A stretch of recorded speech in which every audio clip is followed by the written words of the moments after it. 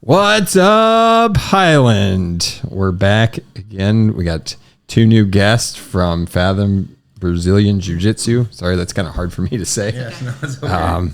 I'll let you guys introduce yourselves. Hi, I'm Charles Sheely. I been training Brazilian Jiu-Jitsu for, about 17 or 18 years. And my wife, Taylor. Go ahead and get a little closer. Yeah. There you go.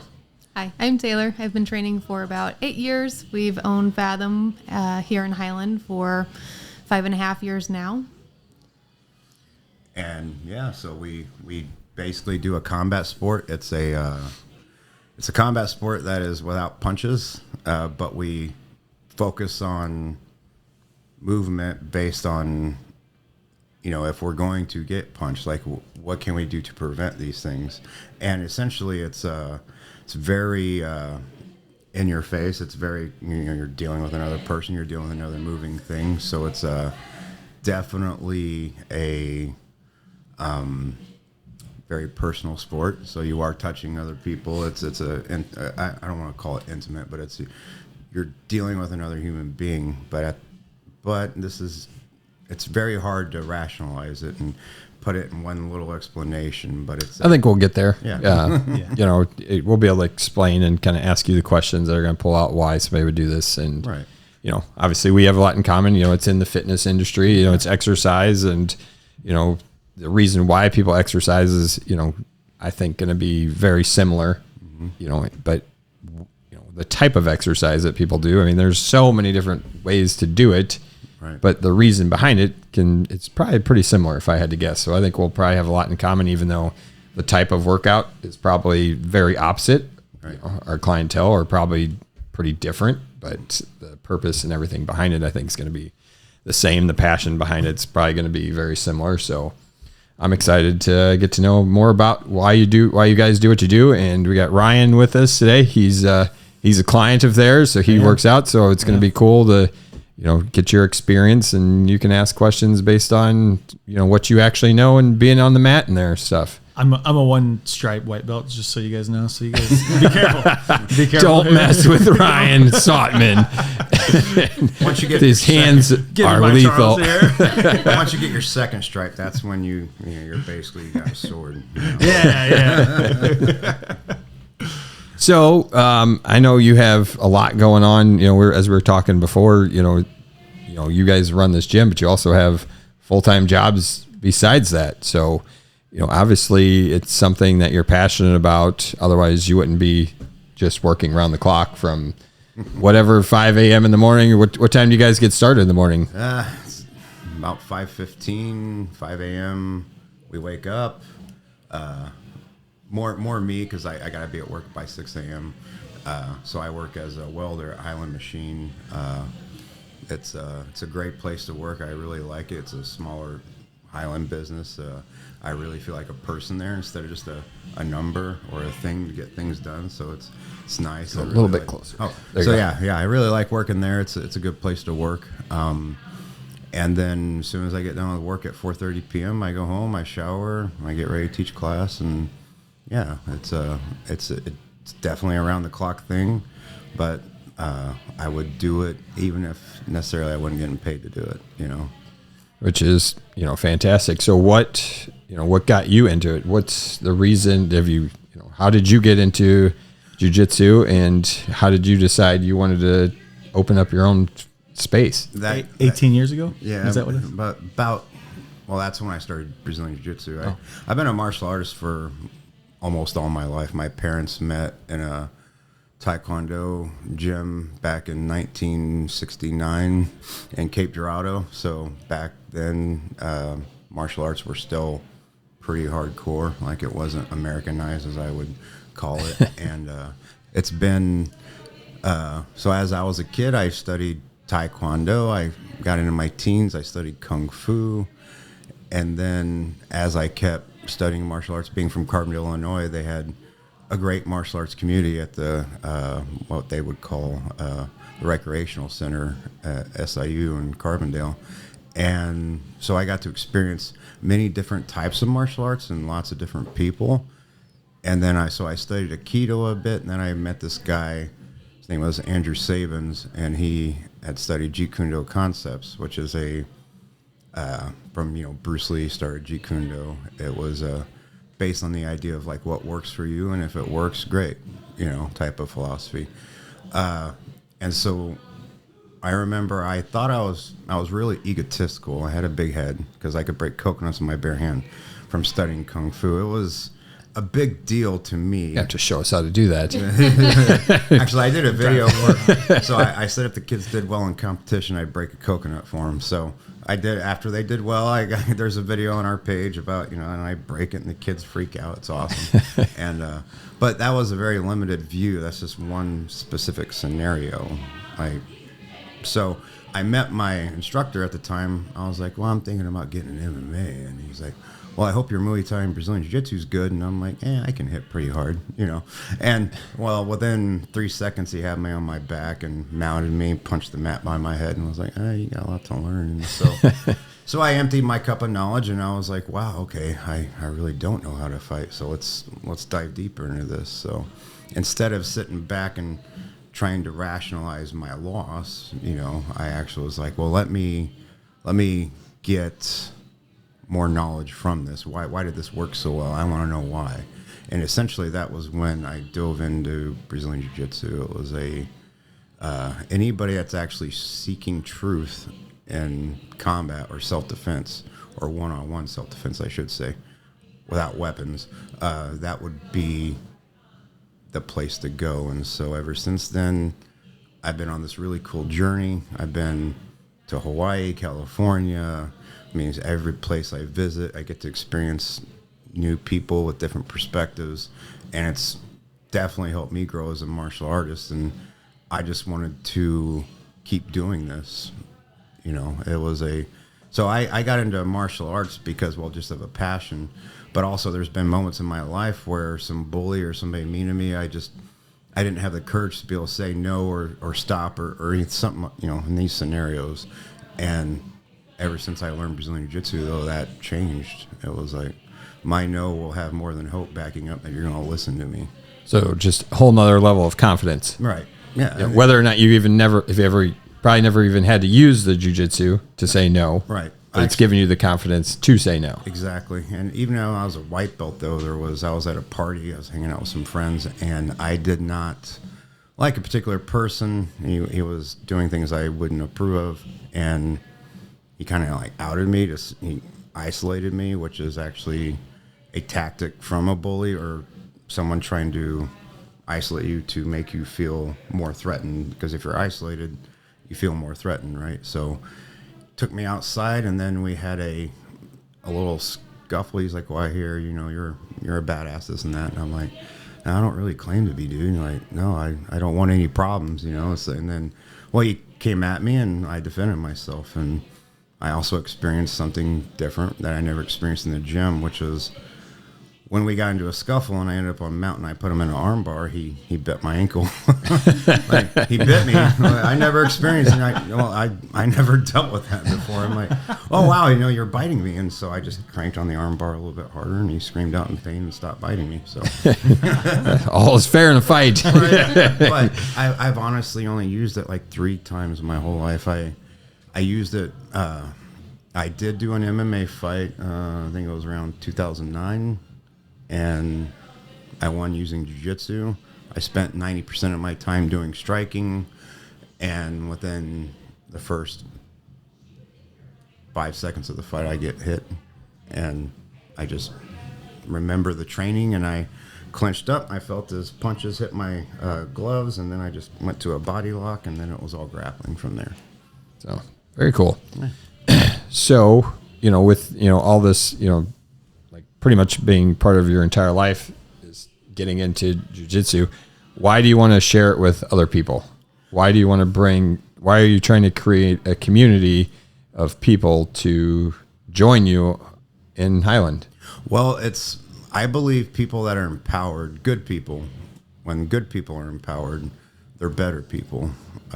You're more calm, you feel less threatened. In fact, that's why I really push for law enforcement to know this stuff. It's I think every single officer I've ever seen, especially one of my students, Brennan, he's a state trooper, and he just pushes how beneficial jiu-jitsu is for law enforcement, because it gives you a certain amount of confidence. It's not just confidence, okay? I want to really push this home. It's a battle-tested confidence, okay? There's a difference of confidence of, yeah, I believe I'm this, but why do you believe that? Like, what have you done to really be sure that this is going to end up in this certain outcome? And that's what our training does. It helps you build up to know, to battle test this scenario, because you do it repeatedly. And then it becomes just a scenario instead of an intense or scary scenario. Now it's just a scenario, and you know how to deal with it. And that's, I truly believe that when you're empowered, like I want my wife, I want my daughter, I want my son to know how to train jiu-jitsu, because when you tell someone no, I want more than hope that they will listen, backing it up. Like when you say no, you put your hands on me, I already know where this goes, and you have no clue. Yeah. And so that's essentially what it comes down to, is I want to help people become more confident, wake up feeling better about themselves, go into a crowded room and not feel threatened by anyone. You know, because there's so much anxiety that some people deal with when they go into a room, especially if they've had some kind of past trauma. You know, we've all probably been in a scenario where we wanted to say no, or we wanted to be like, hey, that's not cool, don't act like that, or don't treat that person like that. But you don't have the courage to back it up, so you just stay silent. And that's why, you know, because honestly, I like you know, you were saying the difference of the background of people in the room. There's most definitely going to be, like, you're going to meet the craziest amount of different people in my gym. You're going to meet a doctor. You're going to meet a law enforcement person. You're going to meet just your regular Joe. You know, I mean, it's crazy the amount of circle of people we have. It's there's no real specific thing that we can all relate to, other than just wanting to feel safe, and that's essentially why I do what I do. Now, there's way more other aspects to it, and it's a great workout. You will never. Well, what was it? A while ago, we did this video when we first opened up, and Taylor said, well, here, you tell them what you said. Yeah. I said that whenever you spend every day sparring with someone that's 50 to 100 pounds heavier than you, and they're actively trying to, like, choke you unconscious, the rest of your day is a little bit easier. You can survive that. Yeah, so it's a perspective thing, right? Because we all get way too comfortable. I think comfort is it's a bad place to be, because if you're not struggling, you're not growing. Like one of the quotes I like, which is, I think it was from Theodore Roosevelt, was, you know, smooth seas never made a skilled sailor. Yeah. You know, that's for sure. If it's too easy, then it's well, why is it worth doing? But it's just awesome, that because when you get away from the anxiety and the fear, or thinking it's a fight, right? Once you make that transition in your head, hey, this is just a game, and now we're just playing it seriously. You know? Yeah. I think one of the cool aspects of it too is you're talking about earlier about having that confidence, and whatnot. And as we get older, as, like, you know, the bullies go away, like, you know, for the most part. Like, you know, at my age, the conditioning and the learning the skill is the most important thing that is there. But I mean, the amount of kids that you guys have in the gym on any given weekday night is just incredible, and that is where them getting the confidence. I think, you know, just seeing these kids getting their stripes, and it is just awesome. Yeah. So I run the kids classes almost every night at the gym, and I can't tell you how wonderful it is watching them grow and learn and become more confident. And we've had multiple stories from parents of their kids having problems at school. Mm-hmm. And we tell them, every single kid that comes in, we're like, jiu-jitsu is used as a sport and only in self-defense. You are not using this as a bully. If we find out that you are using this to be the bully, you will be kicked out of our gym immediately. Yeah. But we have had kids that have needed to use it where they've been getting pushed around, hit at school. And we've had parents come to us and tell us, hey, Johnny got in a scuffle. This kid was pushing him around. So he got behind him, got on his back, held him there, and waited for the teacher to show up. No one got hurt. He had control of the situation. And that's exactly what we want to see, is that they're able to protect themselves without injuring anyone else. And they have the confidence to do that, not only for themselves, but other people too. Without a doubt. And like, and just in the, like looking at the, whenever just looking at the kids, when you see the kids that don't have any stripes yet or anything like that, they're new. You could see that there might be some that have a little bit of, confidence issues. They're looking down, don't want to make eye contact, things like that. But when you see the ones that are further advanced that have been doing it for a year plus, you just see like their mindset, their demeanor, everything is different in them. I think it's just really cool. I think you see that in the adults too. Yes. yeah, you're right. Not just the kids. You're right. I mean, I would definitely agree with that with kids. I mean, I did wrestling growing up, which, obviously it's a little different, but the concept the same. You're close interaction with another human being. And, I started that at age 4, and I think that helped me with every sport that I played in. Just that confidence to be close to somebody else, no matter what the scenario is, like, especially with other sports, basketball or whatever. Like, I was probably one of the more aggressive, even though I was smaller than everybody else. I didn't have fear of being close to another kid or, being shoved away. It gave me a lot of confidence to like, I can compete with, whoever, regardless of my size. Yeah. And it's on top of just the confidence of being able to handle yourself, there's also the fact that just like wrestling, it's a very individual sport.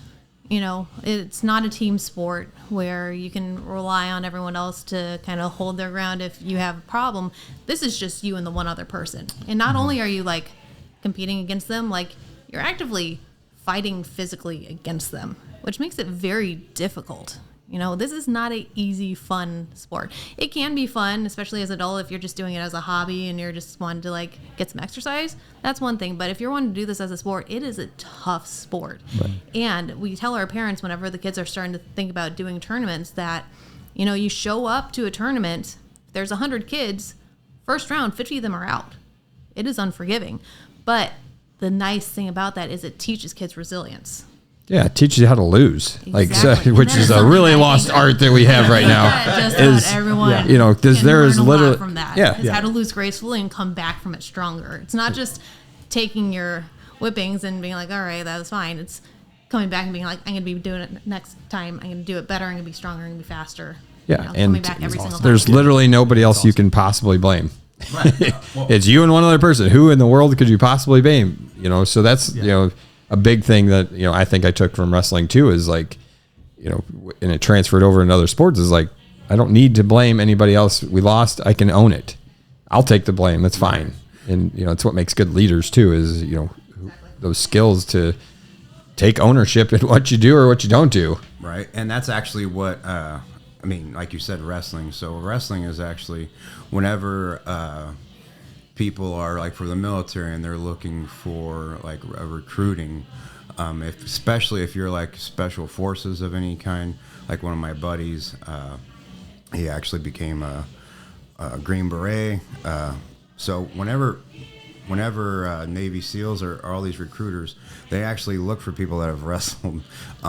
It's because it is when you play a team sport, right? Maybe this one kid isn't so good, so you get to just sit there and place blame on that person that your team lost, right? So it's a very team sports help you not only, yes, you learn to work with a team, but you also learn to blame people on the team, to where these sports like wrestling or even any striking or combat sport whatsoever, you are actually there on your own, so it's on you. So you own the wins and you own the losses as well. And I think that actually builds a lot of character, and it also helps you not to be afraid to suck at something. For sure. Like I said, I think there's so many good things that come from doing an individual sport like that a lot of kids don't do. Right. So speaking of that, it sounds like you guys do who is your what's the main, like, is kids your main focus or adults your main focus? Is it a split? Who is it that you guys really want to attract the most? Family, honestly. Like you just, one of your ladies out there is, a part of our gym family. Her husband and her kid trains there, and her brother-in-law trains there, and her nephew trains there. It's we actually have 2 different mats. So we have the mat for adults and we have the mat for kids. And I understand what it's like to have a busy work day. Like it's really rough, especially even just for a parent to get their workout in. Well, you got to worry about the kid first. As a parent, kids are first, and so you have to cycle everything around that, right? So at our gym, your kid gets to work out at the same time as you, and then guess what? You get to go home together. And because before, when we had the gym with just one mat, it was a parent and a kid would have to dedicate 3 hours that day. But now it's half that. So now you get an hour and a half. Both you and the kid get a workout. And I think it's a great way to spark a different kind of relationship between a parent and their kid. Male or female, it doesn't matter.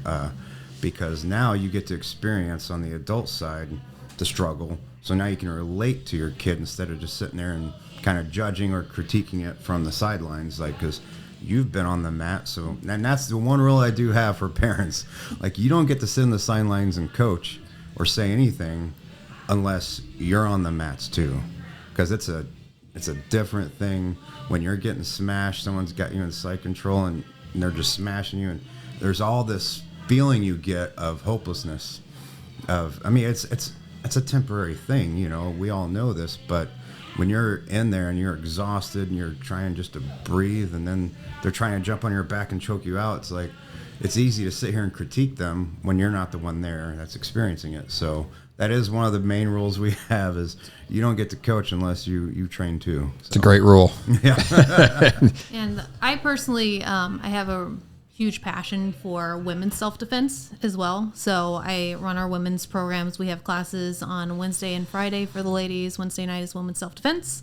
We do a mixture of striking and grappling. And then Fridays we have a ladies jiu-jitsu class that we actually include our girls in there too. So if they're over 6-year-old, then they can come and join the older ladies, kind of get them all together. Okay. And we do 2 free women's self-defense seminars every year, completely free to the public. We do take donations that go to women's crisis interventions. And then this year, we're actually going to start implementing some paid seminars that are going to be themed. In April is Sexual Assault Awareness Month. So we will be theming it around dating safety and assault prevention. I believe June is the next one. That's going to be street smarts, worrying about mugging, carjacking, abduction, stuff like that. And then we're probably going to do one in September as well. That's going to be all about attacking back, learning a bunch of different submissions. So okay, very cool.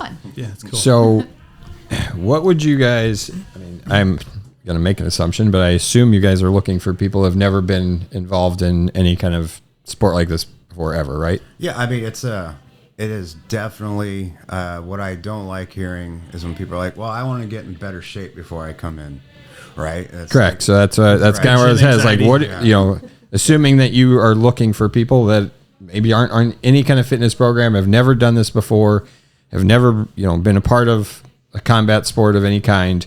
So what would you say to a family that was looking for something to improve their health, and they were, seeing you guys and wanted to know what would they do to get started?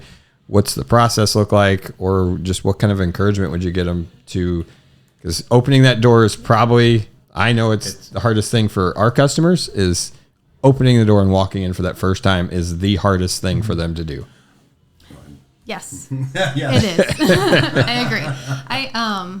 I grew up with a lot of social anxiety, and walking through a door of any sort of gym was very difficult for me to do. And to be perfectly honest, I'm the type of person that there is no chance I would have just walked into a jiu-jitsu gym and been like, I can try this out just on my own. The only reason why I do jiu-jitsu is because I married this person over here. Kind of forced her a little bit. I had done some karate previously, and then we met, and he's like, you need to try this. I'm like, Well, he insisted, and I fell in love with it, and it helped a lot with my anxiety because, again, I can handle myself against just about anything, so I don't really have to worry about anything else. Can't confirm. But here's the thing: is it's always going to suck when you start. I mean, you can relate to that, I'm sure, with coming into the gym. It's never going to be fun right off the bat. It's always going to be difficult, and there is this learning curve to it, but you're never going to be in good enough shape to start necessarily. Sure. We have a friend that was an ultra marathoner. He had run like 90 miles at a time, like insane shape, zero body fat on him, strong as an ox. He decided to try one of Charles's beginner classes, and 5 minutes in, he was acting like he was about to die. So it doesn't matter if you're in shape or out of shape.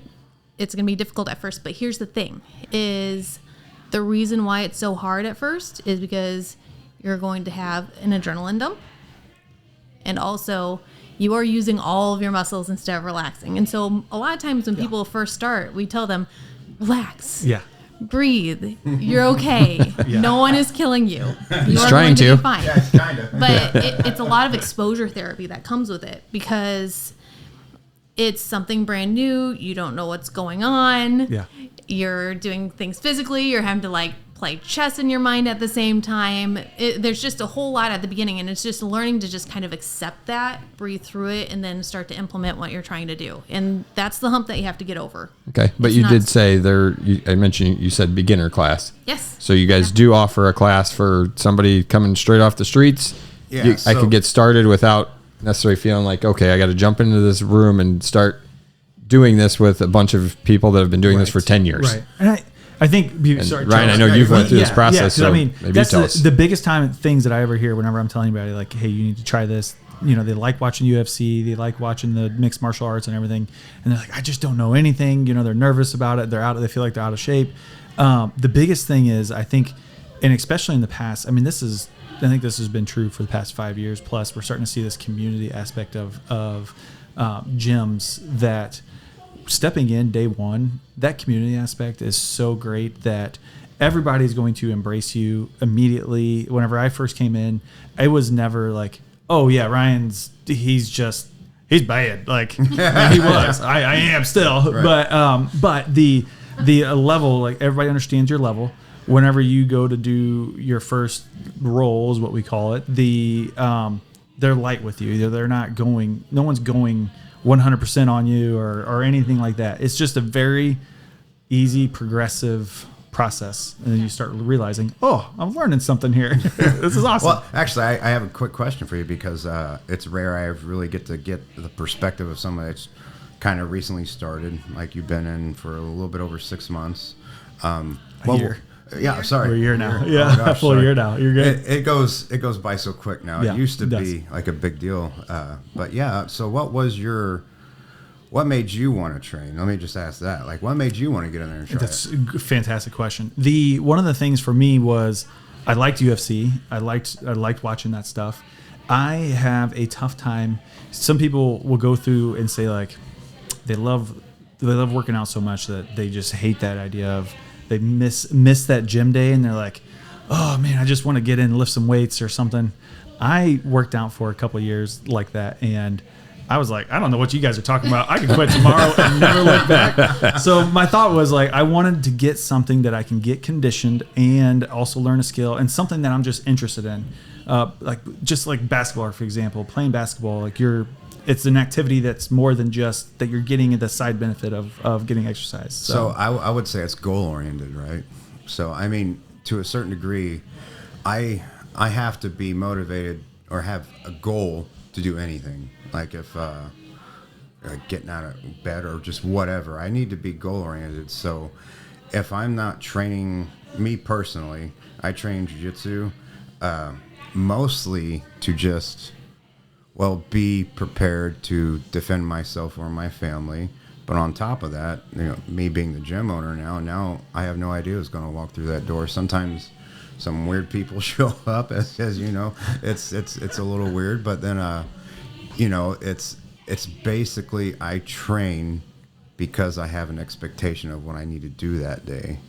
And whatever that is, however that impacts you, you want to be ready as you can be anyway. It's like, look, like, you know, it's a family type gym. I do have some really good competitors. Landon Torville is one of my students who has really, done well in the competition scene. He's been on the PGF, which is the Professional Grappling Federation. He's been to many invites to where he's actually getting paid to compete and win. Who also loves teaching. Yes, no, he's every great. upper belt loves teaching. That's what's so great about this. Well, it's because we all find out something, right? And we've all had a particular struggle that nobody had the answer for. Like, you would ask so many different people, hey, like, this is my particular problem, and then there's no one with an answer, but that's what we have. So where I train at, BJJ Lifestyle Academy in Belleville, which is where I started training in 2012, yeah. And so I've been there ever since, and such a great community of different people. Like, so your body type will dictate to a certain degree what you're good at, right? I mean, that's just life. You accept what body you're in. And that's the other cool thing, too, about jiu-jitsu is you start to accept more of yourself instead of wishing you could change yourself. You're actually figuring out what works best for you, and that's why it's a martial art. I've never been around a community of women before besides jiu-jitsu where we will like willingly walk up to each other and be like, oh, what's your weight? Oh, okay, yeah, that makes sense. And like, that's funny. And so it's completely changed my mindset about my body because I'm thinking about what it's capable of all the time now rather than like what I want to change about it. Because like whenever you do tournaments, you have weight classes, and so it's just kind of out there publicly now what you weigh. And so I'm like, oh yeah, you're in my weight class, and it's just like it's a completely different mindset about your body and what it's capable of and what you want it to be. Yeah, right. And that's the other part of it is accepting who you are. Like me, I got short legs. Like me and Taylor are the same height. We sit next to each other from hip height. And I'm like 3 or 4 inches taller. It's because my torso is longer and I got short legs. So certain moves like triangle chokes or anything to do with the legs, I don't prioritize those techniques. I understand them and I can make them work if you're bad. But if you're good, those moves don't work. So I have to adapt. My path of success is going to be different than a lot of other people. And so that's the other thing that's really cool about it is you don't have to be this athletic, like built like John Jones, or you don't have to have a particular build. In fact, it's awesome because all these moves you can adapt to it. You don't have to be a particular thing or be like Michael Jordan, who's so tall and can dunk the ball or whatever. You don't have to be any of these things. You can be just who you are and enjoy this path of growth, of success, of movement. And that's really what it comes down to. What I try and tell people is, just focus on a little bit better that day, right? Because you're going to have these kids, these younger guys who are just going to school you. I mean, especially, I'm about to be 45 soon, so it's I can't keep up with them cardio wise, but I can survive them to the point where now their cardio is the same as mine because now you're tired.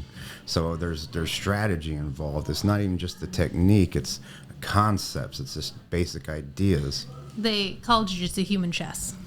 There's a whole lot of strategy that goes into it. So you're not only like constantly like physically exerting yourself, but mentally as well. I think you can have anything to say about that. And it's just been a roller coaster because there's so many different people that come in. And for so many different reasons. I mean, some people have certain traumas, so many different reasons that people come in. But more than that, it is because at the end of the day, so when I first started training, it was only a bunch of tough guys, and then you ended up finding out that you guys have way more in common other than just wanting to be tough, right? It's because now you're actually obsessed with the problem-solving aspect. So for me, if I experience a problem, I get obsessed with wanting to fix it. Like, how can I fix this, right? And there's only so much you can do with your own body. Like, you are limited to a certain degree. But if you can just maximize that the best way you can and then work around that, great. And I think that's another thing it let me do is it helped me want to become more physically strong. So it encouraged me to work out outside of jiu-jitsu. And not only just that, it's been enlightening from a mental aspect, meaning, yeah, I'm stressed out and this is scary. Like I have a fear of heights. I'm deathly afraid of heights. I don't know really where it came from, but I remember, so we went to Hawaii a few times, and I keep climbing. There's a what is it? It's called Sleeping Giant Trail that you go on, and I remember going up just a little higher each time, right? And I remember getting to the tip of the nose because it's the highest point of the mountain, and I remember standing up and just, I got here. She took the picture, and I immediately just got down, lay down, because I felt the wind pushing me, and I'm like, okay, this is not cool. Like I'm back down here, and so I understand, the anxiety and the fear, and I do believe in exposure therapy. I like to read like Marcus Aurelius, meditations, Stoicism. I really appreciate that because it is just a scenario. Like, so, there's only the difference between someone who's really full of anxiety or fear or excitement. Physically, there is no difference. Like if we were to put, test monitors on you, measure heart rate and all these different things that we can measure physically, the difference between that or someone who's excited to do something, the only difference is your mindset behind it. And yeah. I'm huge into mindset, so I'm totally seeing where you're coming from with all this stuff and can really appreciate and see how it's going to benefit and just what exercise in general does for people's anxiety and psychology. Like it's unbelievable. So, it sounds like what you guys are doing is amazing. And Ryan, you got any kind of last questions for him? Last questions or question or / statement, either one. Yeah, anybody that's looking to do it, a lot of times they're also worried about being injured.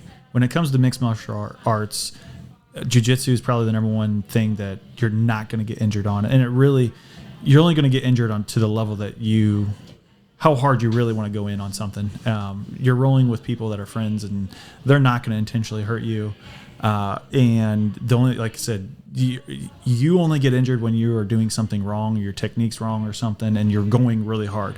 You can have the wrong technique, but not going full out and not get hurt.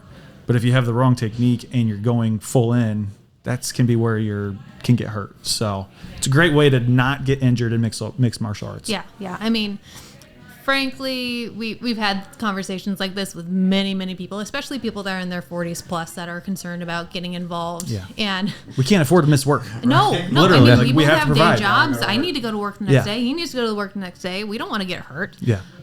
But Charles has said things before. He worked in a factory for a long time, and he saw all these people that were in their 40s and 50s that were limping along and stuff. And it's like, you're not even doing martial arts, And so you kind of pick your battle. Do you want to get hurt while you're doing something that's bettering yourself? Yeah. Potentially, not most likely you won't get hurt, but Right. if you're going to, I would rather get hurt doing something that's making me better rather than sitting on the couch and just wearing down because of that, right? Yeah. But we always tell my kids' class, I tell them, you can't train jiu-jitsu without a partner. Mm-hmm. Right. So we don't want to hurt our partners. We want them to come back the next day because otherwise we are never going to get any better. So we take care of ourselves and we take care of our partners. Pinky sprain. Yeah. Maybe. Pinky. Some mat burn. Yes, a mat burn. And one thing I would also say is that we do keep it a disciplined area, right? Like there's rank for a reason, and it's also usually out of respect because they've been through here. They know what's acceptable behavior and what's not. I don't allow bad people to be in my gym. If I see certain behaviors that I do not approve of, I will immediately let you know. And if I see another repeat of that behavior, I kick you out. It's like I'm not here to empower anyone that I believe is a bad person. You need to be able to trust the people that you're that close with. Yeah. Yeah. And so if it's someone that we have any concerns about, we don't hesitate to remove them from the situation. So Yeah, because it's a very you have to trust the person you're rolling with. I don't want you to hurt me, but I also want you to help keep me in check, right? But it's that's why when someone's new, I put them with upper belts because maybe someone who's newer might take a certain personal offense to whatever, maybe because you're freaking out a bit, like, oh gosh, get off me. And sometimes those things happen. And so an upper belt should have the calm mindset to be like, that's okay. Like, I don't have to crank this on you and hurt you in order for you to respect it, because I understand you're in a heightened emotional state.